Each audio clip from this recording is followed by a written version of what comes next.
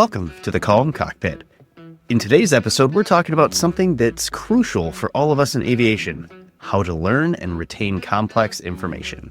Whether you're studying for your private pilot license, a new type rating, refreshing your knowledge for an annual recurrent event, or preparing for those tricky FAA exams, we've all faced the challenges of keeping tons of information in our heads.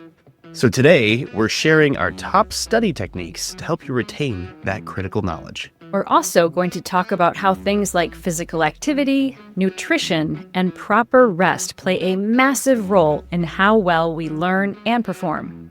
If you have ever spent hours studying only to forget all the information the day of the test, or daydreamed of getting the benefits of 4 hours of studying in just 2 hours of work, this episode is for you. The Calm Cockpit starts now. Mike Oscar, runway 27, clear for takeoff.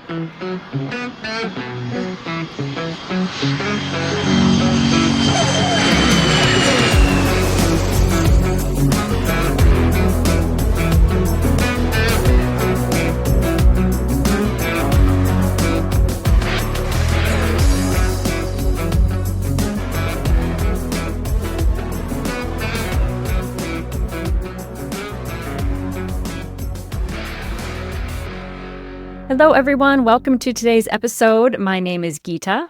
I'm a midlife student pilot and yoga and music and educator with over 30 years of experience in teaching high performers wonderful techniques to improve their performance, but without adding stress. And I'm John Niehaus, longtime flight instructor and corporate pilot who understands the stress that this profession can bring to both students and experienced flyers.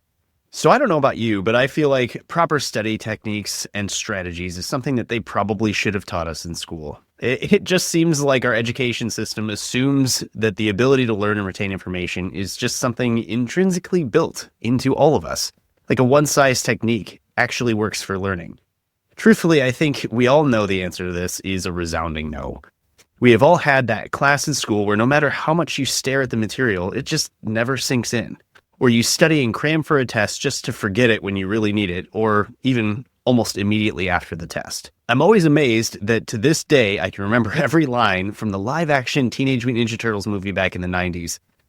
But numbers and memory items for the airplane that I fly, pretty consistently, I always have to just cram back into the one side of my head. And I'm not even kidding, because I really do know pretty much all the Teenage Mutant Ninja Turtles movies line for line. So that says a little bit about me, I guess. But anyways.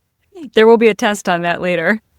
Give us those lines from the movies. Yeah, I can so relate to that. I'm coming to aviation later in life than you did. I mean, you started back in college. So I came to it already in my 50s with this brain full of information and knowledge and maybe like a little bit of wisdom. So learning something brand new that is so complex, that has not only the intellectual side, but also the physical, manipulate the control side, it has really been like drinking through a fire hose. And it's really humbled me as an educator because I've had to pull on everything that I've ever used in music training, when I was training as a music therapist and doing all of the more biomedical training that I did for that. All the training I've done in yoga to learn the complicated language and philosophy of yoga, everything that I've ever taught my students about how to organize their study habits, how to break down large projects into small bits, I've had to do it all. And I'm still figuring it out. I'm just getting ready to take that first FAA exam 4 to 6 weeks from now. So I am very happy to be doing this episode because I need help. It is such a huge amount of information. And I'm really excited for listeners today to sort of feel like, number one, you're not alone in the constant need to study, but that also maybe there's some strategies and some tips here to help you start to organize things that you're already doing even better. But I know John is going to share some stuff that I never thought of doing. And I think it's going to really sort of like lift up my studying a little bit, because I don't know if this happens to you, John, but sometimes studying, it starts to feel like heavy and kind of dull. Even though I love aviation, it's interesting. There are some times when it just gets kind of a bit much. And sometimes just doing some different strategies really wakes up the material and wakes up the brain in a different way. So I'm excited for that. And I think listeners, you'll also find that in this podcast, everything is connected to everything we've talked about before. We did a whole episode about sleep, which we will reference later on in this, physical activity. All of that is related to how you perform and retain information. But what we're mostly going to focus on today is give you, I think we have 6 or 7 specific techniques that are really devoted to that information recall. So we're focusing less today on, flying the airplane, physical controls, and more about the textbooks, all the information that you need to know behind the scene. And I consider John to be the expert in this. Quite honestly, I will give him full credit. You wrote the outline for this. And as I was scrolling through it, I'm like, never thought about doing that. Well, that's a good idea. Never thought about doing that. So as an educator, I'm like, dang, this is gold. So I'm going to let John take away with that first technique we have to help you upgrade your studying. Take it away. Absolutely. Absolutely. And one of the benefits for, knowing these things is just kind of watching it as a instructor to see how well they work with your students. So the first technique is probably the most well-known. It's the idea of active recall and teaching others. To truly find out how much you know about learning, it starts with teaching other people. This technique revolves around putting the books and their notes down and attempting to teach yourself and others concepts that they're trying to learn. And so by just having to put these things into words versus reading them off the page, it forces you to process what you're actually talking about. And hopefully it helps retain and sort of take it from that temporary side of your memory and start to actually etch it into the more permanent side. We can take this concept and we can add in different techniques to studying and to learning. And one of those techniques that came up when we were looking at this was actually developed by the famous physicist Richard Feynman. And so this is known as the Feynman technique.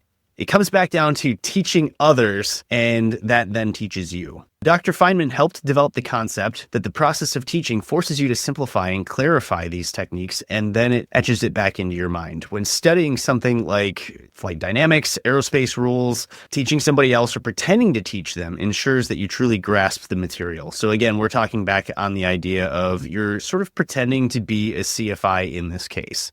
One of the things that I have found really useful, and I learned this in my first type rating, and it kind of really dovetails with this idea, is what I like to call the tennis ball technique. And so I was with a couple pilots who had already done some very significant training in their career. They were more experienced than me. And we were trying to remember memory items, and we were trying to remember things that we knew were test questions for the incoming type rating. And he said, we need to go to the store and we need to buy a tennis ball because we could use like balled up socks or anything else, but tennis balls are the most fun. So let's go to the store. And I said, okay.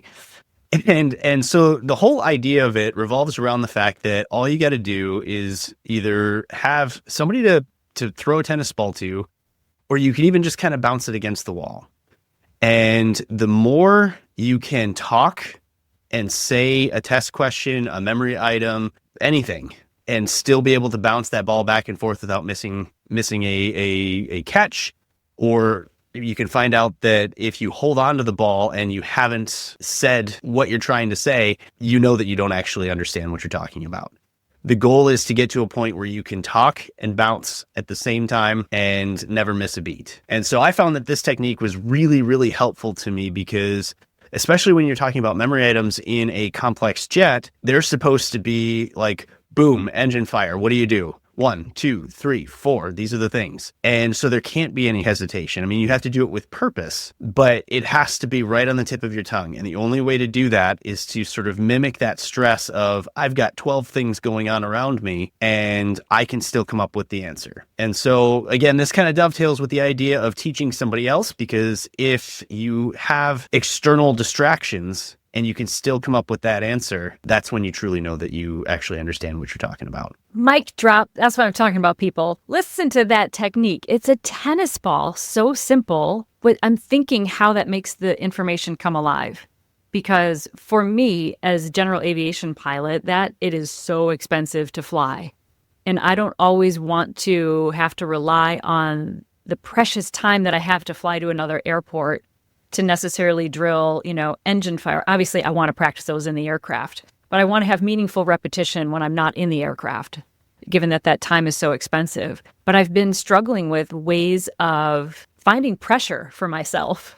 So this idea of thinking that I'm going to say, be in the house with a tennis ball, my husband's in the room, we're throwing it back and forth. I'm explaining to him, hey, if we're flying along towards Maine and I have an engine fire, here's what I'm going to do.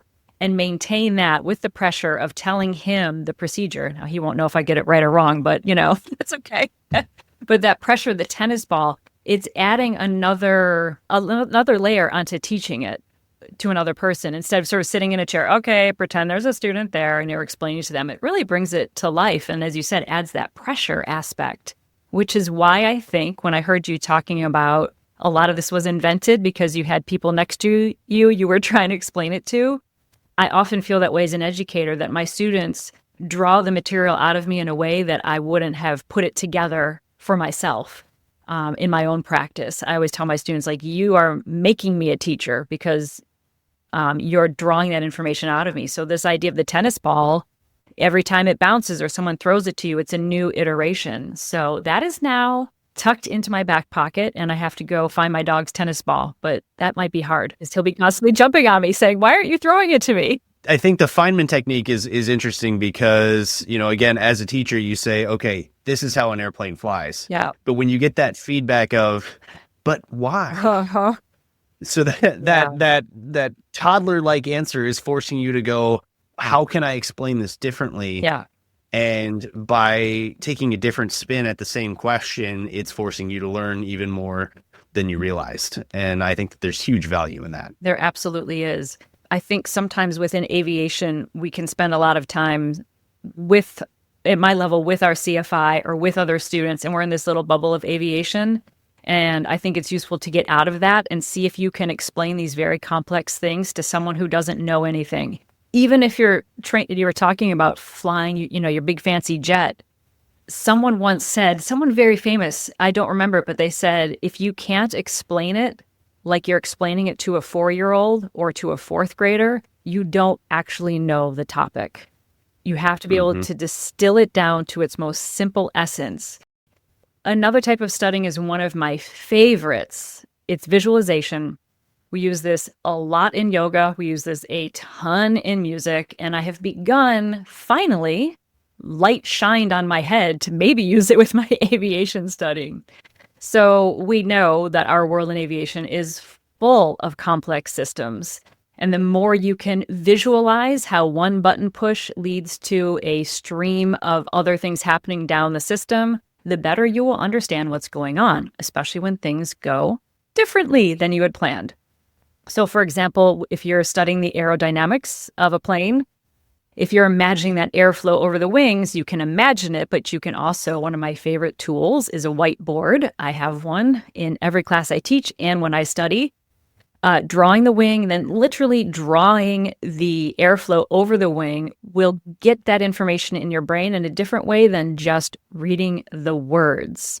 So creating these mental images helps to strengthen that memory recall and literally to quote unquote see the material in a different way. For those of us particularly who have full and robust sight, we are visual creatures. And sometimes I think with the information, we tend to focus on the words and we forget that we're actually operating with the visuals first for triggering a memory. I have found every aid available that I can use, and John has shown me a few more here. Movies, pictures, the cute little model airplanes that my flight instructors use. That's why we have those out there. It's a lot easier to talk about landing when you have the little Piper Warrior, little 4-inch model.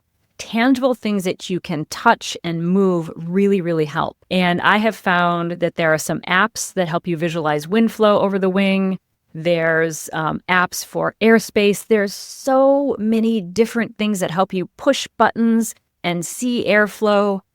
All of that helps my brain to stay way more engaged than reading the PHAK, Pilot's Handbook of Aeronautical Knowledge. Now, I love the PHAK. It's actually great. And there's actually an app with someone reading it, an audiobook, which I found the other day. And it's actually great just to hear someone reading it. However, the visualization piece is really great For me particularly, I use the visualization most extensively when I'm studying on days when I'm tired.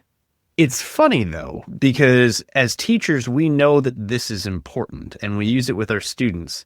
But sometimes we forget that this is how we learn too. Totally. And so it's kind of it's good for everyone else. But then when it comes to ourselves, we focus, again, like you said, back on the words and the actual traditional study techniques. And so it's important to realize that the skills that you've developed as a teacher, assuming you are a flight instructor, those things should be sort of pointed back in your direction as well. And so, use those same ideas when you're studying because they do make a difference. And you've proven it by making your students successful.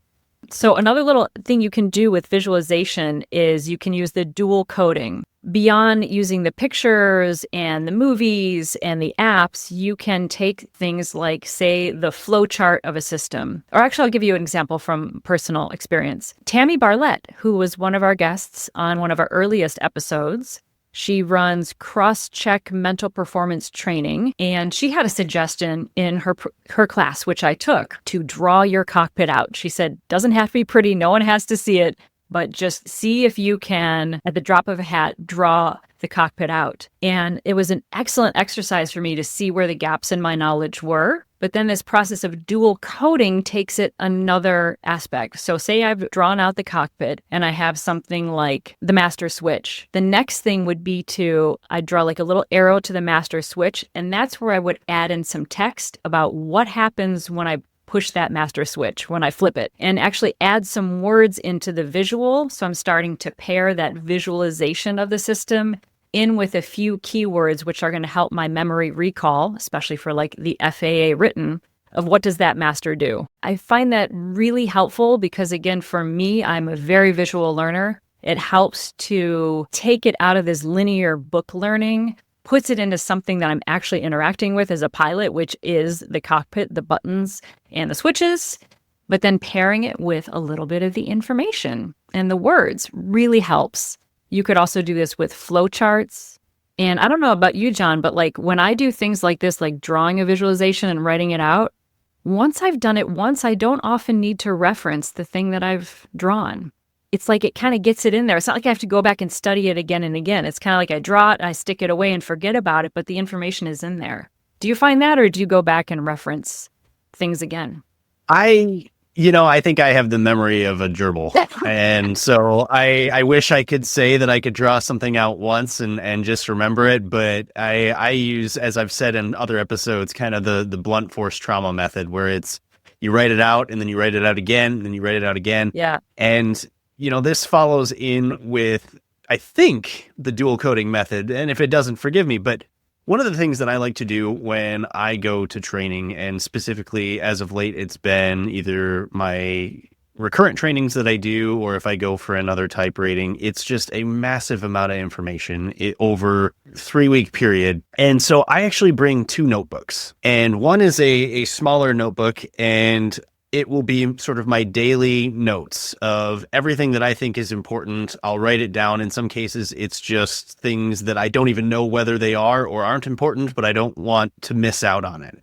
And so I will have, 50 pages of notes by the time the whole thing's over, and it's all separated across different systems and things like that. But as we'll get into in the next practice, sometimes it's a little bit mixed up. And then when the ground school is over and you're getting ready for the written test and eventually the oral test where you're supposed to know these things, what I'll do is I'll take my second notebook and I'll organize it by system and then highlight the important things from the small one. And what you'll see is that in the small one, it's chicken scratch because I'm writing it quickly. I'm just trying to get the information dumped onto the page so that I have it for later. In the larger one, I sit there and I will rewrite those notes, the important things, and I'll rewrite them as clean as I possibly can. And any of my grade school teachers will tell you my handwriting isn't great. This is actually, it forces me to slow down by writing it out neatly. I find that I retain the information so much better having rewritten my notes. And the important part is writing them slowly and legibly. And it just, like you said, with your diagrams, it sort of helps encode that information where I may not have it right at the tip of my tongue, but it certainly firmly implants it there a lot better than it did when I was in class just struggling to keep up. That is fabulous. I know we're sort of segueing, dovetailing, whatever you want to call it, inserting a little thing on note-taking here, but I can say, I don't have the citation, but maybe I can find it. There was a study done when computers first came out and students wanted to use their computers in class to take notes on.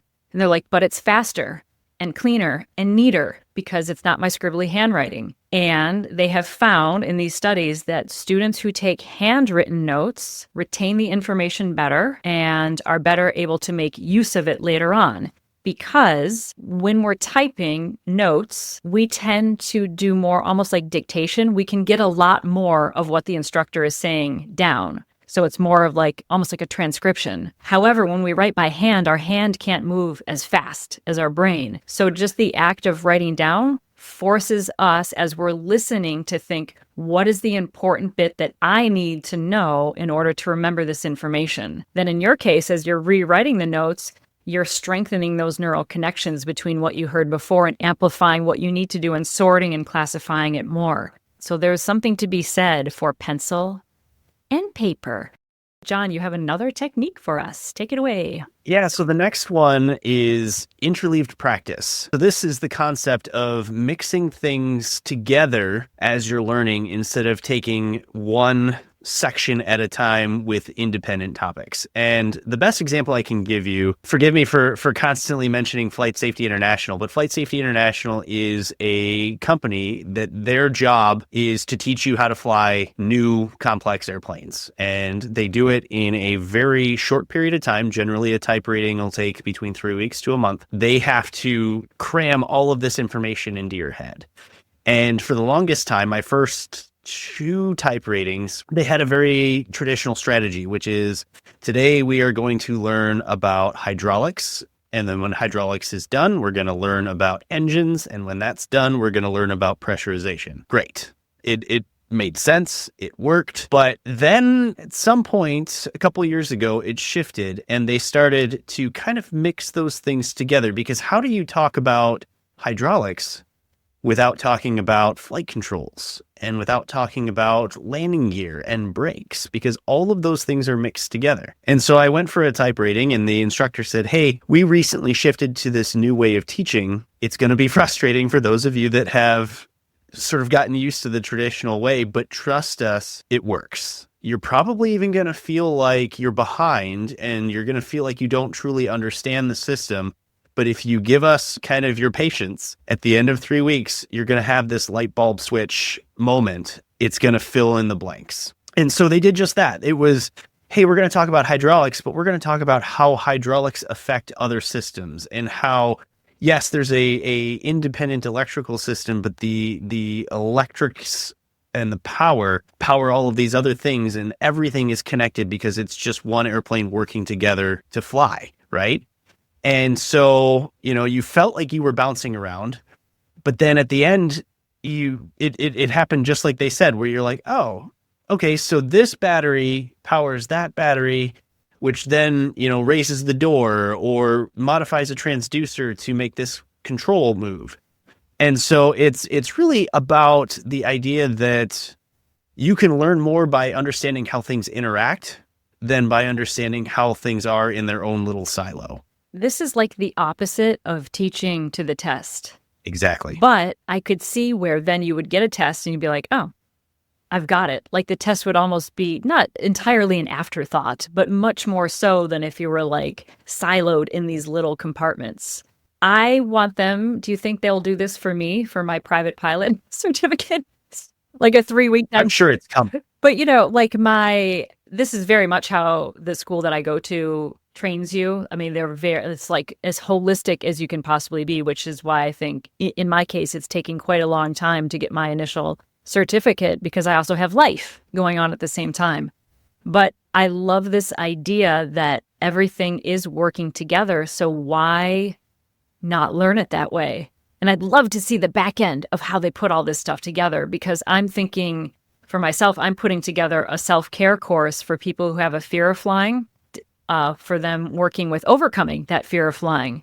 And putting together the back end structure of the course has been the biggest head scratcher for me because it's exactly this. Everything is related to everything else. If you're working on the breath and visualization and positive self-talk, everything is related. You don't want to teach in little silos. Have you found that what have you found? It works. It works. And like more long-term, does it stick? And here's the hang up on this. I think that, at least for me, and I can only speak for myself, but I think it definitely creates a higher level of understanding while I'm learning it. I know we're using this as a quote unquote study hack or whatever. I don't know how much it helps me on the study side. I think what I find is that, of course, if you understand things better as you're learning them, it does make it easier to study. Right. I think that it's kind of creating efficiency on the front end and then allowing me to have better understanding as I'm trying to retain it on the back end. That makes sense. And I'm seeing, for me, selfishly, I want to translate this all to me, but also to my fellow GA pilots, because what can happen is very much, I'm picturing the P hack, which is going to go over one specific thing. And I'm thinking in my own studying that every now and then zooming out and looking at the thing as a whole unit, even just to spend 45 minutes of a study session, just kind of walking the airplane from like nose to tail and back again and looking at relationships on a more broad scope would actually be a nice way to study. Well, and I think that leads great into the idea of mind mapping, which is kind of part of this. Mm-hmm. And I kind of look at this, and I'm sure everybody does it a little bit differently, but I look at this as, did you ever do like bubble charts when you were in grade school where you start out in the middle of the paper and you write a word and you circle it and then you draw a little line from it and you draw or you write out something else that's related to it and it sort of branches off from there. That's what I envision this mind mapping to be. And it's information that I was processing here says use it as a visual tool. Again, back to visualization. So all of these things are connected. Hey.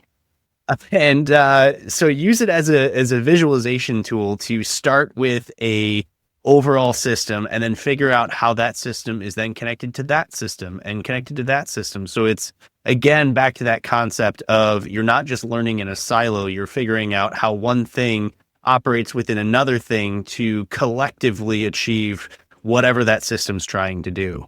And so, it's a great way to help organize those thoughts and then make sure that you understand which bits interact with other bits. So many bits of information. And I think a mind map is great because it gets the visual piece, you get the words in there, and you can make it as expanded or as simple as you want. And this is where I will, as an educator, give one little caveat. I have seen some students get a little bit addicted to making things like this, where they lose the forest for the trees with all these techniques that we're giving, right? They become like so into like making these complex diagrams and whatever that making the diagram becomes more important than what it's for, which is to know the information. So before I would do something like a mind map, for me to restrain my mind, I have to stop and slow myself down and say, what is the goal of this? What is the outcome? And how will I know when I've done it?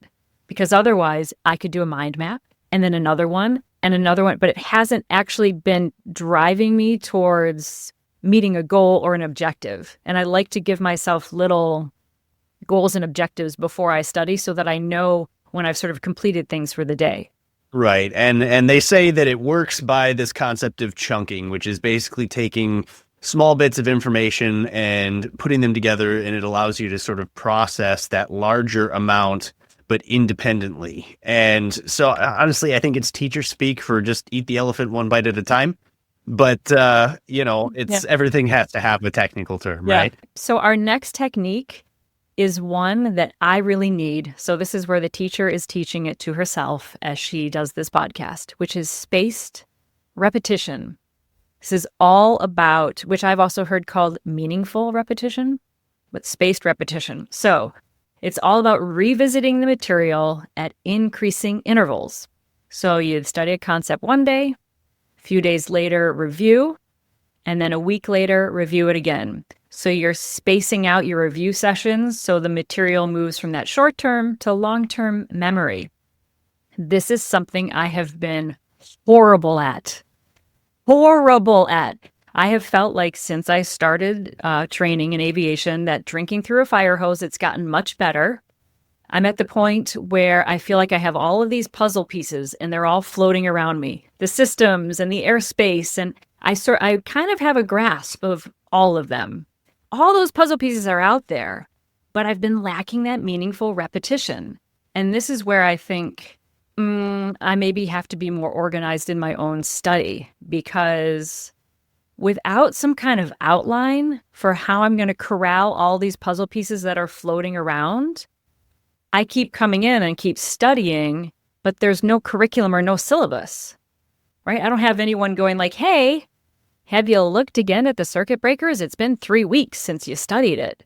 So for myself, actually a few weeks ago, before we even did this outline, I made myself an outline for 3 weeks of study, but I didn't add in this spaced repetition. And I think if I do, it's going to help, because I will learn a concept, I'll have it down, but then 2 weeks later, I'll see it on an FAA practice and I miss the question. I'm like, I learned that, but I didn't get that spaced repetition.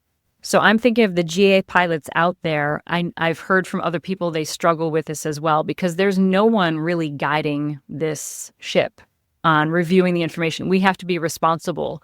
So for me, I keep like a running list of things from now on, which is what I will do. You heard it here first.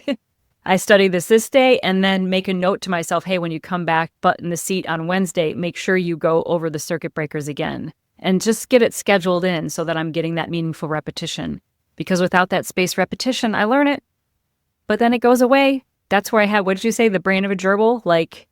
And it's so frustrating to learn all of that, Yes. and then to feel like it's gone. It's like, I see why students love coming to clarinet lessons every week, because I do that heavy lifting for them. I'm, as a teacher, monitoring that repetition. I want someone to do that for me, but I'm going to have to do it for myself. This is where John is informing me about an app called Quizlet. Quiz, like you just took a quiz, and then let, L-E-T. We'll link it in the show notes.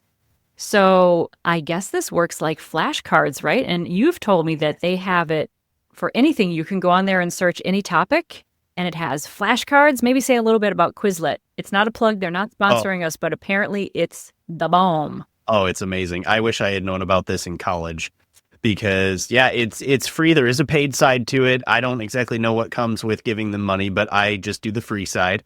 And you can literally create your own flashcards, and you can then use those flashcards, and you can play games where there's sort of, if you remember the old memory game where you have to flip cards over and match the answers to the questions, you can reverse it, you can randomize it.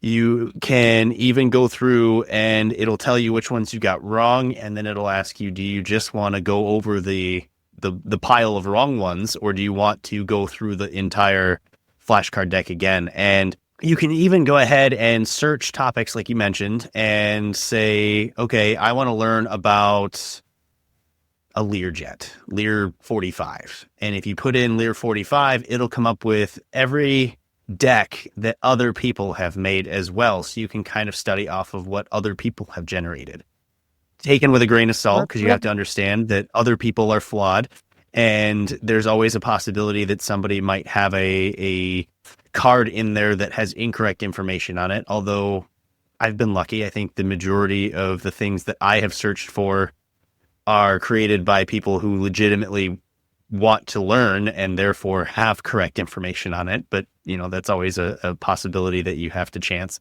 But it's amazing. I mean, it really does fit in with a lot of these topics that we're talking about today when it comes to, playing a game with it and visualizing the answer and working your way backwards, going, how do I come up with the question Jeopardy style? Here's the answer. What's the question?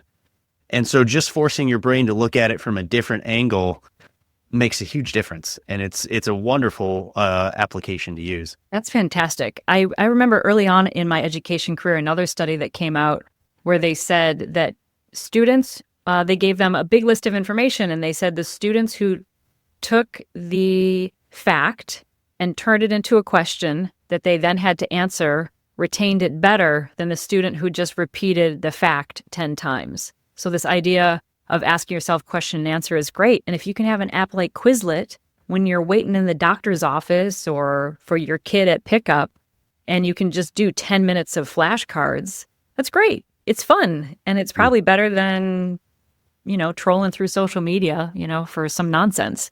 Although that can be fun at times. Okay, I have another little technique here. This is about how to manage study time. Now, this is something that musicians were trained to use. I got trained in this when I was in 4th grade. It predates this technique that they call the Pomodoro technique. And it was a gentleman created this technique, and he was using a timer that was one of those timers that looks like a tomato.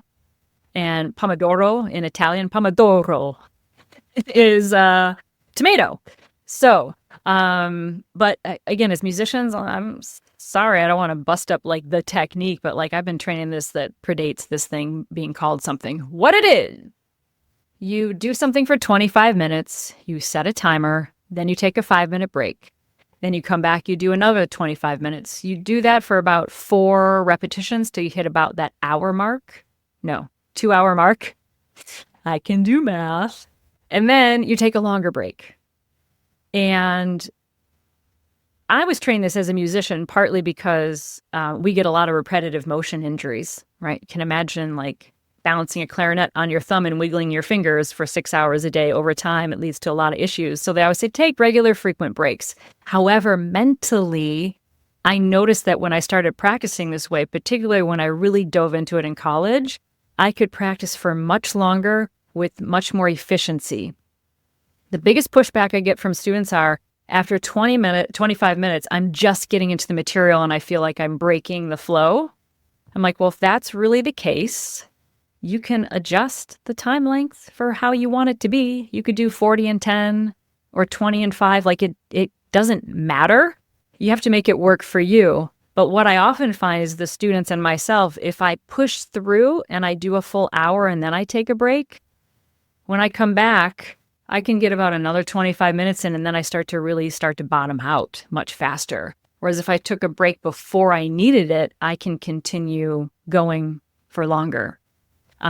Working in short bursts can really work for some things. I also use this if I'm procrastinating. It's a good one to I literally start a timer before I've even sat down at the desk. I'm like, setting up counts. It counts as part of the time just to get my butt in the seat and start doing it. And I know when that timer goes off, I get more coffee, which I'll pretty much do a lot of studying if you promise me coffee.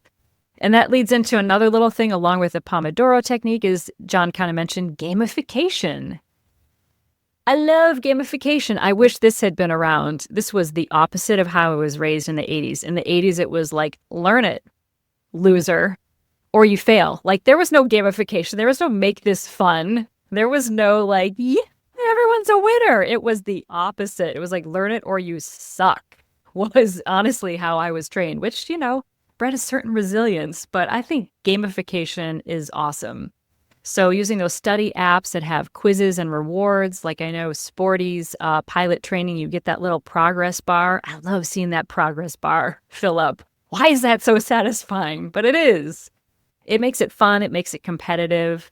Sometimes with myself, I've tried to gamify my own things where I say I have 10 minutes to study this, and then I'm going to have 5 minutes where I want to write down everything I learned in the 10 minutes. Like just give myself different parameters to gamify my own. Oh, and with this, John, I want you to tell your story.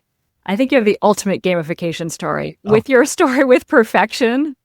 Do you guys remember the game Perfection? Yes. You got to explain what the game is because maybe not everybody knows. We should link it in the bio so people can see this ticking game. It was from the 80s or 90s, right? It is.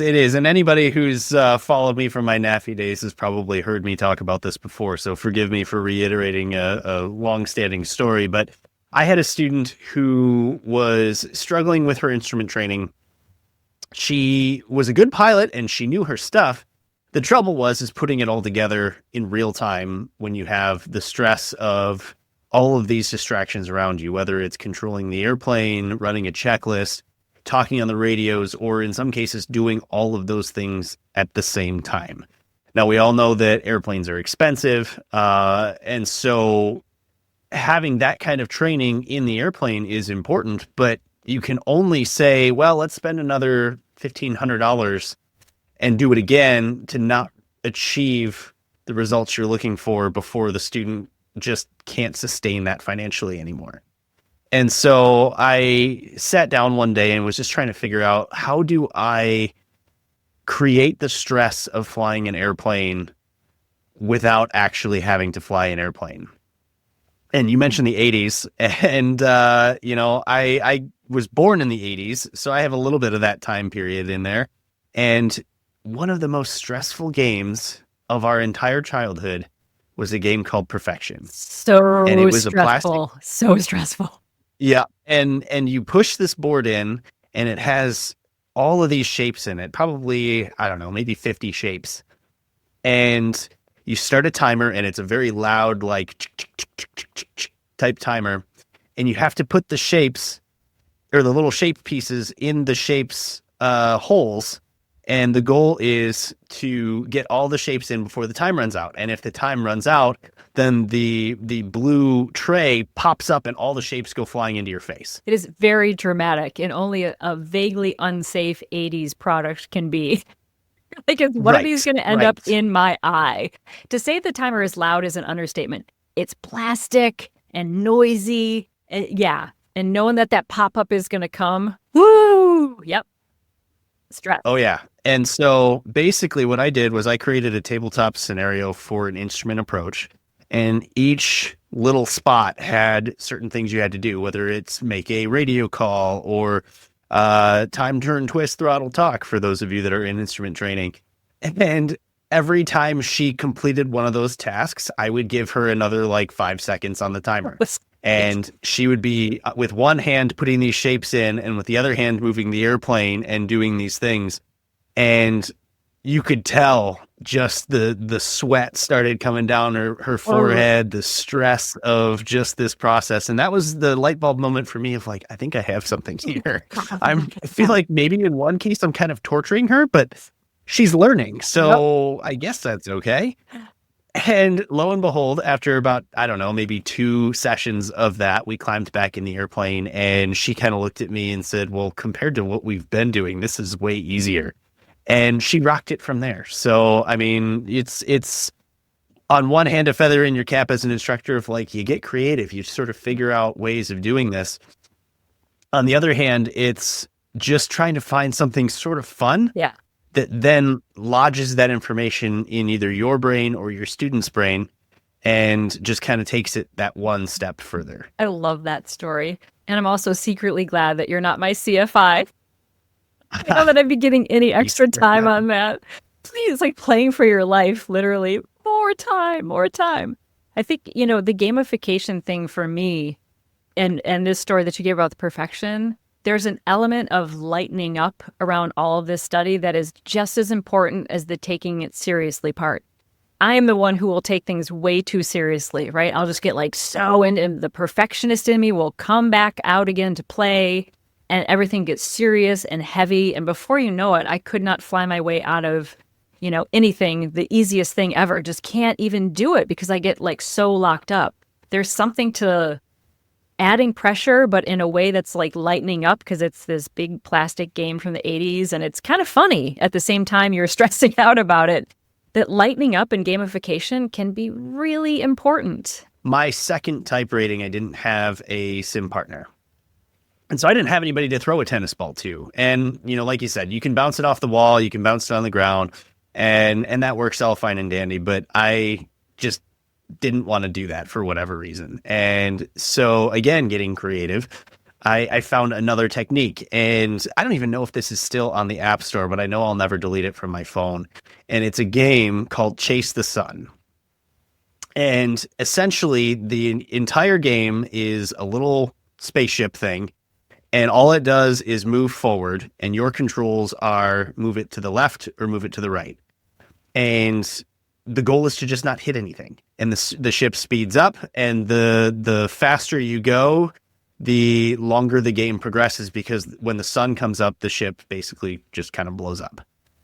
And so it's that same idea of I am now controlling the spaceship and keeping it from crashing while I'm reciting information, whether it's a memory item or a limitation or, some sort of system fact. And as long as I can continue to keep the spaceship alive with that distraction, I now am understanding the information. Like, I know this. Oh, I just crashed. I must not know that. And so it's just another way of leveraging that same concept that the tennis ball is when you might be by yourself. I love it. So that's something that's worked for me. I love it. There's going to be a whole slew of aviators all over. Hopefully, maybe they're even on like public transportation, playing games on their phone, like reciting procedures. Like, what are you doing? Oh, that's awesome. So yeah, the next thing we want to talk about is this idea, and this is kind of a short one. It's leveraging the power of first principles. And we all know that as a CFI, we have this idea of primacy and the importance of, what you learn first is what sticks with you. And this is sort of a skew on that. And it's the idea that, we have to start building concepts from the bottom of the pyramid, not from the top. So when we're looking at things that we're trying to remember and things that we're studying, we want to find the most simplistic of principles and then go from there. Like, this is a very basic way to do it, but what is a hydraulic system? What is the purpose? What does it do? I don't care how it works. I don't care the valves or the pressures or any of that. What does it do? Well, at the core, the hydraulic fluid is used to move physical things, whether it's the flaps or in sometimes, if you have a propeller governor, it might do that. So what does it do first? And then start branching out on the small bits of how it works and what parts are interacting with it to achieve whatever purpose it's trying to do. So start in the simplistic and then teach yourself to go drilling down deeper and deeper as you know that you understand it. So it's that fundamental of, know what you're talking about before you go for something more complex. So I think that that's important. And on top of that, we then get into what, and I'm going to butcher this, the Pareto principle or the 80-20 rule. And it suggests that sort of 80% of results come from the first sort of 20% of the effort. So you need to identify the most important concepts because those are going to be where your brain's going to go to first. That's one where I always need people like you, people like my flight instructor, people who already have certificates to help me, because sometimes I think when we're new to something, we don't always know what is the material that's going to give you the most results. And I will find myself sometimes spinning on an obscure question about whatever.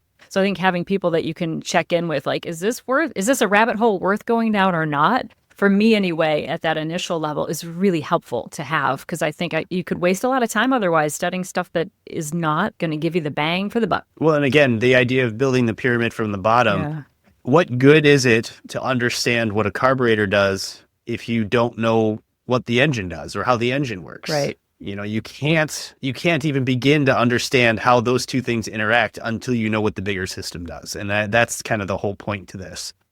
The next part of it, and I think it kind of pairs very well with the 80-20 rule, is this idea of, everybody's favorite, mnemonics and acronyms. If you've been in aviation, even for just the briefest of moments, you'll know that we love acronyms, or sometimes we love to hate acronyms. And the FAA has taken some of these acronyms to an extreme. I mean, if anybody's ever heard Tomato A Flames, that is one heck of an acronym. But the science says it works. I mean, when I say Tomato A Flames, if you're even in the private pilot mode, you might not remember what all those identify as, but you've probably heard it before and you go, oh yeah, VFR equipment, cool. Yeah. I don't know what that is, but I at least know it's VFR equipment. That means that it's done at least something in your brain to trigger some sort of memory. Yep.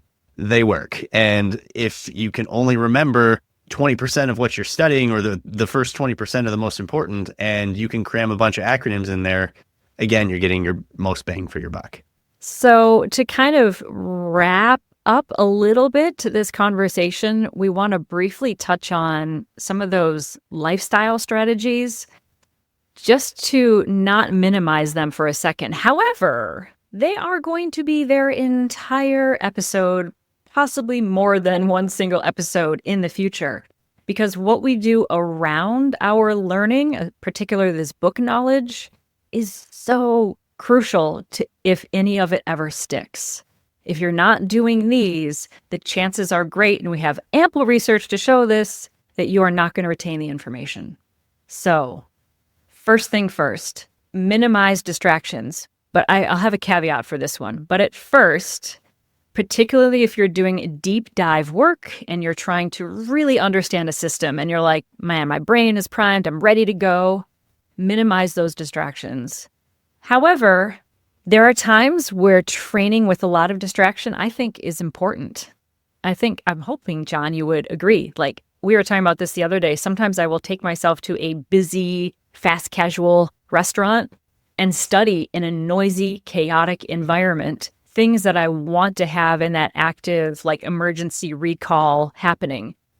Because in an airplane, there's going to be ETC in my ear, and the radio does this weird thing. Sometimes it's so annoying, and there's a lot of stim. And if I can be in a busy restaurant with kids running all around and still talk through an emergency procedure, that's a good use of distraction. Deliberate distractions, I think, is the important key to it. It's knowing that maybe when you are, again, at that bottom of the pyramid, you should probably be in a quiet place.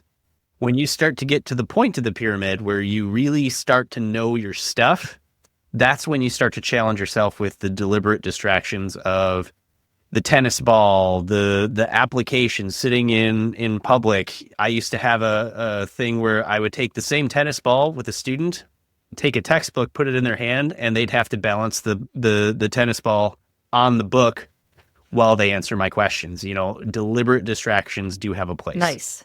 So another tip that under that lifestyle kind of thing is creating a study schedule.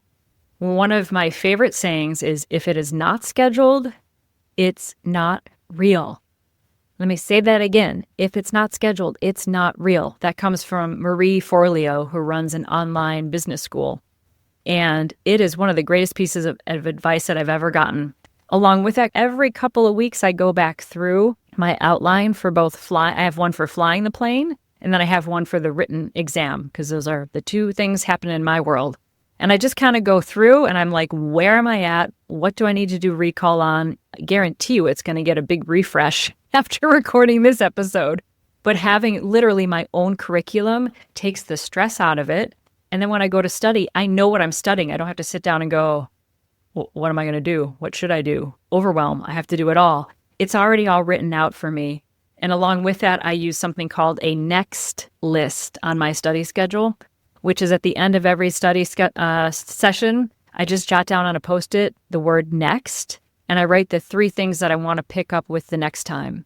So the next time I go to study or write or practice my clarinet, I just pull out the next list, and right there I know where I'm picking up, and it helps my active recall to just pick up where I left off. I don't have to spend that 10 minutes sitting down going, what am I going to do today? Where was I? What happened? It really helps me to keep the ball rolling. Physical activity is another great lifestyle strategy. Please move your body. One of my teachers in grad school used to have us jump rope.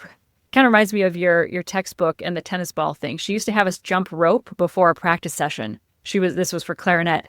She would say, get your heart rate up, get your blood pumping, get all of the systems of your body working and moving. It will help you to concentrate. And she was right. Oh my gosh, nutrition. This will be several thousand episodes. However, we know that very basic things like omega-3 fatty acids, which are in fish and nuts, can help tremendously to your cognition. There are certain key nutrients that we'll get into when we have a nutritionist here that can also help.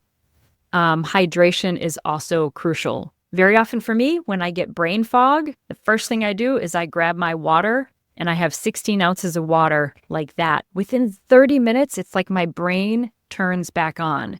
Last one is getting proper rest. I don't know, John, do we have an episode about that? Maybe? Getting proper rest. We did one about sleep.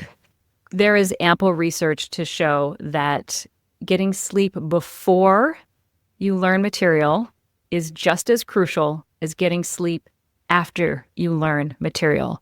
I have a lot more research to share on this one, so that'll be a whole separate episode on all these lifestyle ones, but I think I'll leave it at those right now. I think that's plenty. Get your proper rest. John, I think I'm going to let you cover this pre-sleep learning thing. Sure. And studies suggest that learning just before sleep can improve your retention, which is what Geeta just said. And I can tell you that from a personal standpoint, again, having done the opposite, it makes a huge difference. I think everybody's heard me tell the story of being in class and studying to the point of exhaustion and getting maybe 4 to 6 hours of sleep at best during training, and just wondering why when I woke up in the morning, I couldn't remember anything that I had agonizingly spent time studying. And finally, the gentleman sitting next to me in class was like, dude, just go to sleep. Just go to sleep. Just forget about studying for one night. Don't worry about being behind and just go to sleep. And I did. And all of a sudden, it was like rebooting a computer. And I woke up the next morning and, oh, hey, funny, I get it now. I remember these things. And it was such a dramatic change for me that I will never forget it, because it was everything that I had been trying to cram into my head just sort of appeared one morning after my brain did its own little defrag while I slept. And so, it's so important to not just get the rest that you have, but strategically study before and after, because they do say that it does help in that retention. And frankly, I believe it. Oh, so let's maybe wrap up with a little talk about caffeine, shall we? Yes. Because yes. How can we have anything about studying in aviation without caffeine? I love some coffee, but I know you found some kind of interesting things about this state-dependent learning and being caffeinated versus not. It is. And I don't think it's limited to caffeine. I think it could be anything that you might train yourself to study to. In my case, I like to use things like binaural beats, because there's actually a app that I use that generates those. And apparently there's wavelengths that are specifically used for memory and retention. And so you could argue that this plays a piece in it. Caffeine might play a piece in it, or any other sort of nutritional supplement that you might use to help, get you in the right mindset.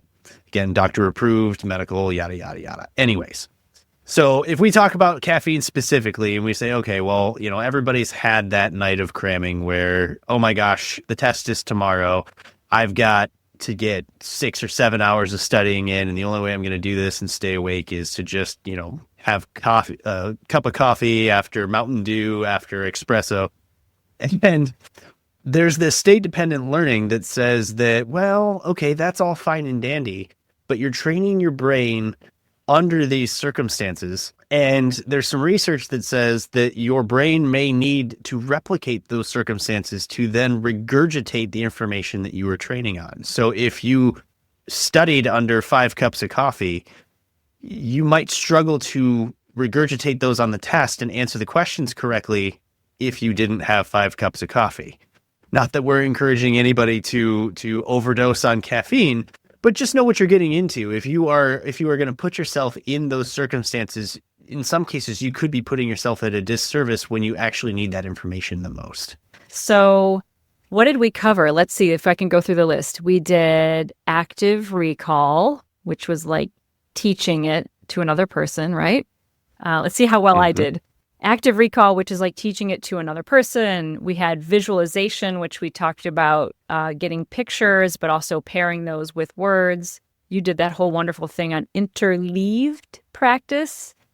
That was where they gave you the whole complex system, all instead of teaching in silos, right? You do this whole sort of comprehensive thing, which would be a robust curriculum way to do it. But I think it's great to zoom out, see the forest for the trees every now and then. We talk about spaced repetition, which is my homework, which is to do meaningful repetition at regular intervals to make sure that information is getting in there. That is a big one I'm going to start implementing today. Gamification, hearing the tick, tick, tick, tick of perfection. And then we talked about all the lifestyle things, which will be its own proper episode, but proper rest, nutrition, minimizing distraction, etc. And then state-dependent learning, making sure that you're not always having that same mental condition or the same condition with caffeine to where you're locked into needing that for memory recall. I did pretty good. My short-term recall is A+. I think there is so much for people to think about here, and I'd love to challenge listeners to maybe look at everything we talked about today and pick just one thing that you can start doing this week? Like, turn it into action for yourself. Be able to just like listen to the podcast. Well, that was nice, but maybe there's one thing you can start doing this week and implement it into your study to kind of give it a little refresh and a boost up. I think that'd be a great idea for people to do. And I want to hear what kind of techniques you do at home. I mean, I'm sure that there's so much that we didn't include in this episode purely out of time, but everybody has their own techniques and creativity. And I want to know, what do you do? And additionally, and this is something that I like just because I think it's fun, pilots, we're not superstitious at all. I definitely don't have a lucky shirt that I have passed every test with. I definitely didn't used to have lucky socks too, which I unfortunately wore through. So on top of whatever study techniques you use, I want to know the crazy things you do that you think work. And it doesn't really even matter if it's placebo effect. I mean, if you believe it works, then it's got to work, right? So if you can and you think about it, send us an email at calmcockpit@gmail.com. I want to know what you guys do to find your own study tips and how you succeed. I would love to hear about that, especially the little superstition things that we have. I think some of those are so fun. And it comes back again to that idea of like having these little triggers to put you in the right mindset to execute what we all know. All this information, we do it because we love it and we find it fascinating and interesting. There's a lot of it. We're all in this together. So please, we would love to hear from you. I'd love to hear those tips, tricks, and superstitions. Let me know what you do. I have 2 rings that I always wear when I fly, so I guess I'm in that club. I always put on those specific rings, one on each hand. I'm equally balanced. In addition, if you do not know and you're new to the world of podcasts, make sure you follow the show. That way, every time we drop a new episode, it comes in. And as well, please, we'd really appreciate, we're a new baby podcast, leave us a review. If you hit that 5 stars, even if you don't have time to tap in the little words about it, that 5 stars helps the algorithm send us to other aviators because a rising tide carries all ships. And we'd love to share this information with more people, invite you guys to be part of the conversation. Thanks so much, everybody, for listening today. Look forward to seeing you again soon. And as always, fly smarter and stress less. Our 1 departure is Airbus 321. Traffic holding crossing runway 33 left, 3 left.